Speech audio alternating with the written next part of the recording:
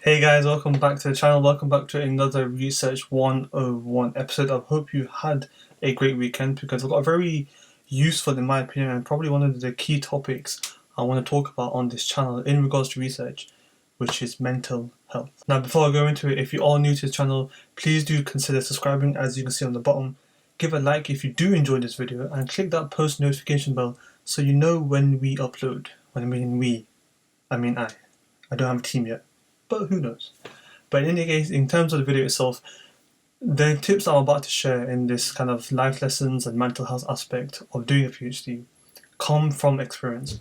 Now, the main video on my channel, which is my PhD journey, gives you an insight as to the amount of difficulties I went during my PhD and the experiences I had to go through in order to gain these tips now I'm about to share. So these are not tips that I've searched on Google or a book or even spoke to somebody. These are tips I've learned myself through experience that worked really well, not just for my PhD when I did it, but also for life in general. So, as a caveat, just to make sure this video is even more useful, do consider watching the PhD journey video, as you can see here. I'll put a link in the description box as well. But it'll give you a bit of context as to why I'm sharing these particular 3 tips for mental health aspects and dealing with mental health issues during your PhD. But without further ado, let's get into those 3 tips that I was talking about. So number 1 is all about perspective shifts. Now this is something I've tried to use a lot, even outside of research, where whatever situations we come into, and unfortunately during PhD you have those uncomfortable situations with a colleague or supervisor or the data or what's going to happen, and there's what if scenarios you've heard me talk about on the channel before. But what helped me to navigate those uncomfortable situations was to try and change the perspective I was looking at, because the current perspective that I had was causing stress, was causing difficulty, was causing me to have anxiety and depression to a point where I didn't want to come into the lab potentially. But I had to look at it in a different way. I had to reverse engineer, I had to reframe my mindset as to I need to change the way I'm looking at the situation. And to give some applicable and really tangible tips for this, when I was looking at certain data that I didn't want to gather, that I was just too long, I was scared it was going to go wrong, worried about what my supervisor was going to do, I was focusing on what if scenarios. Now, one of the key ways I've helped to do this perspective shift is to focus on what is scenarios. So that same scenario where the experiments I didn't want to do, I was worried about what my supervisors could do. Those are things that are outside of my control. I can't really control what my supervisor might say, even if I gather the best data.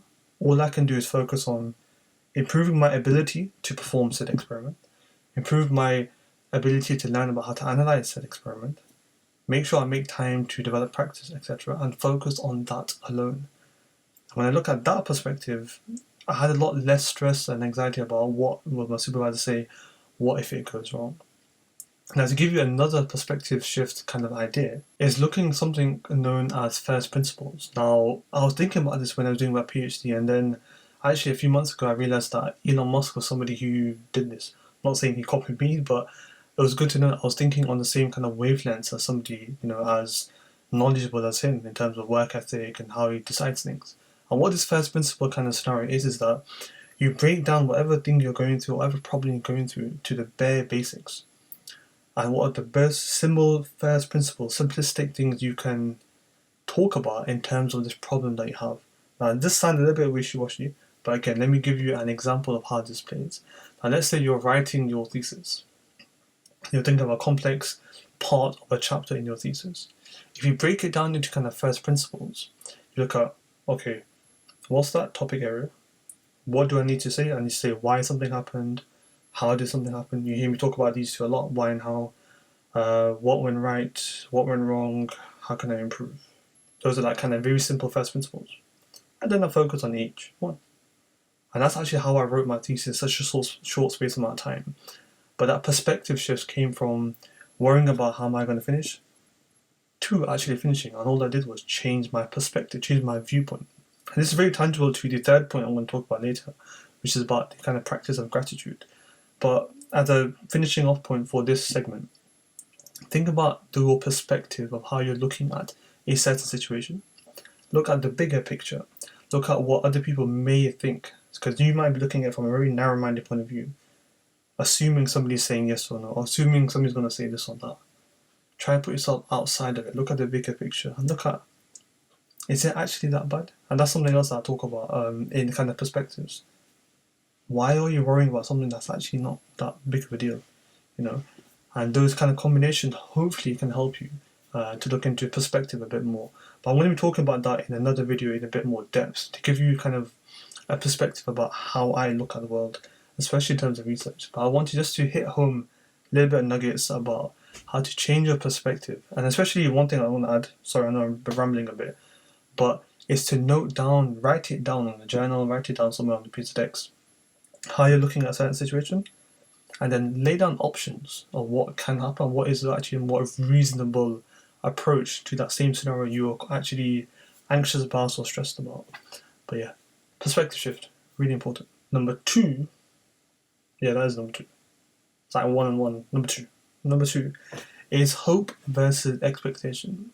Now, this is something, the way I look at this scenario is, it is impossible to achieve this very fine line between hoping for something but not expecting something. And I personally believe it takes a lifetime to learn and it takes a lifetime to get close. But nobody ever actually achieved pure kind of disparity between hope, in my opinion anyway, hoping for something but then actually not expecting, because they're very, very, very similar.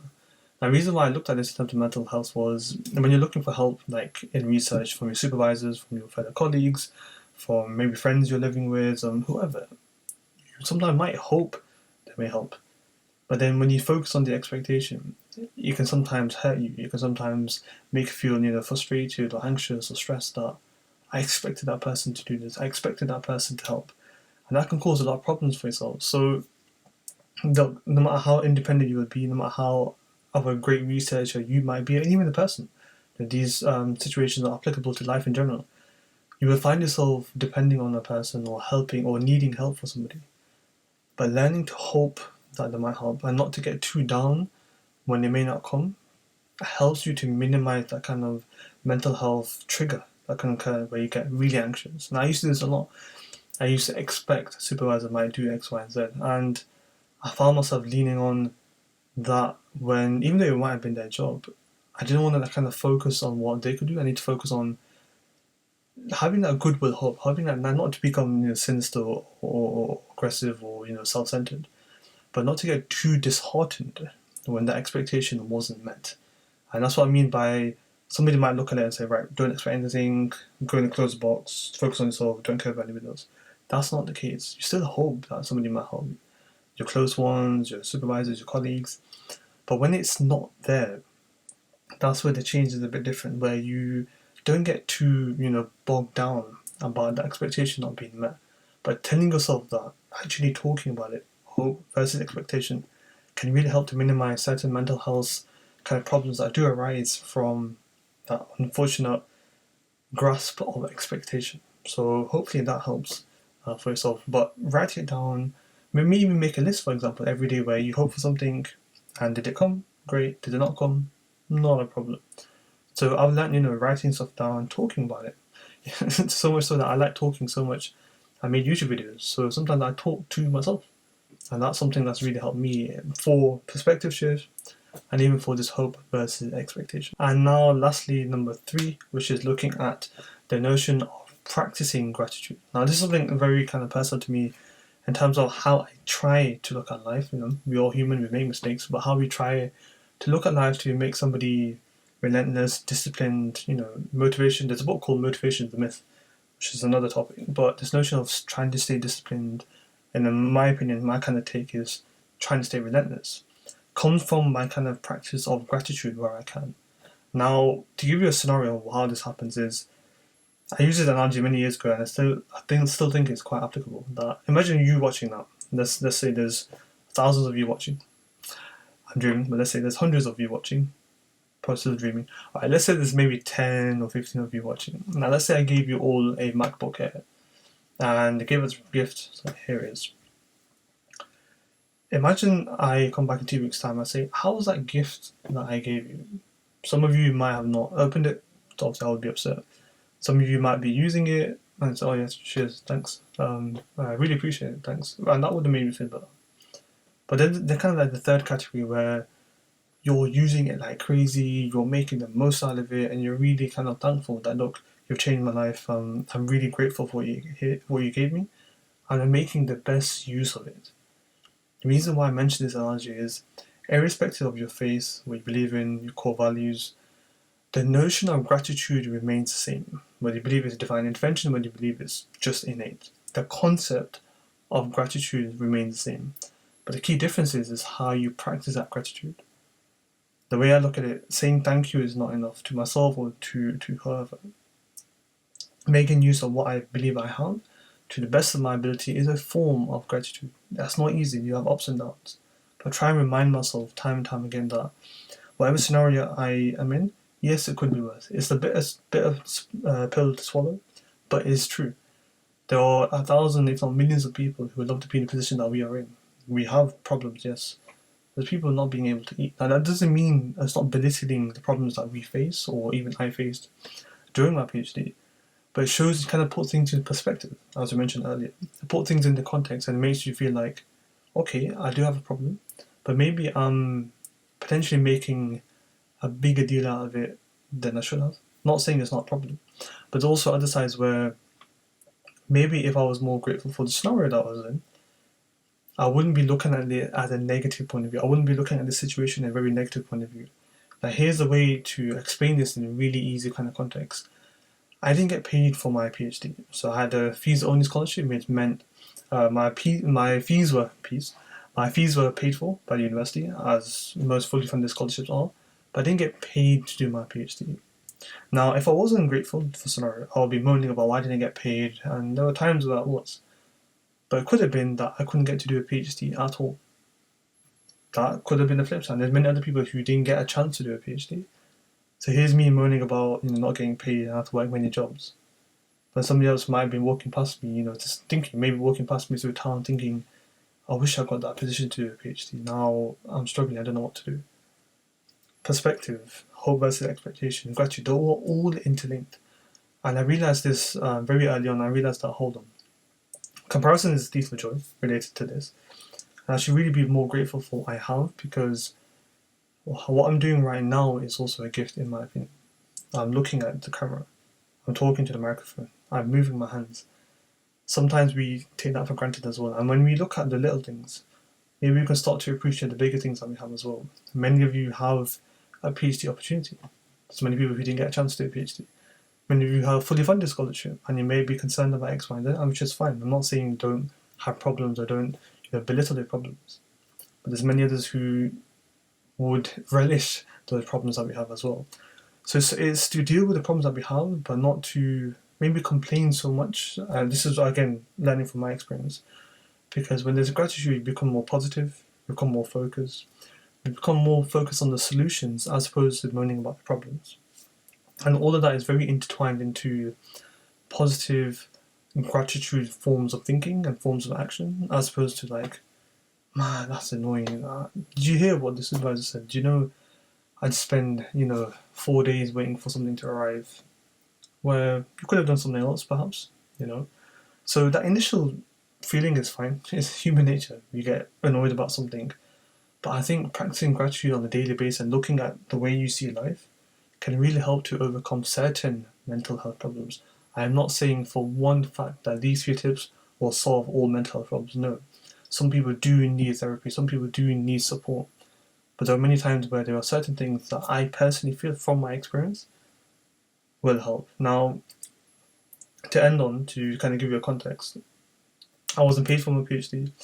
My primary supervisor became research inactive after 6 months. My second supervisor kind of wasn't really there for me, to be fair, in all honesty, towards the end. I had to kind of change supervisor towards the end of my PhD. I had, looking after my mother, who was diagnosed with life-threatening asthma during my PhD. There were times I was marking students' coursework while she was bedside on nebulizer. And there's many, many more, even severe scenarios that I had to go through. These 3 tips, amongst a few more, really helped me to get through. And you may be watching worried about X, Y, and Z. There may be a problem that you're facing. This is why I really wanted to share this video, that I hope some of these tips really do help. And if they do let me know in the comment section below. If you want to just don't want to talk about it publicly, if you want to direct message me on Instagram, Aamir.phd, please do so. If you want to email me something you want to discuss, I'm happy to do so. It's Aamir at researchtribe.org. I'll be more than happy to help you because I know how it feels to a certain extent. And I do feel some problems, not all, some problems can be circumvented with little kind of tips and techniques that I've mentioned, many others have mentioned as well. So I hope that helps as a useful video for you, or I hope it kind of kickstarts you in a really good way for the rest of your week. But in any case, I shall see you in the next one. Take care.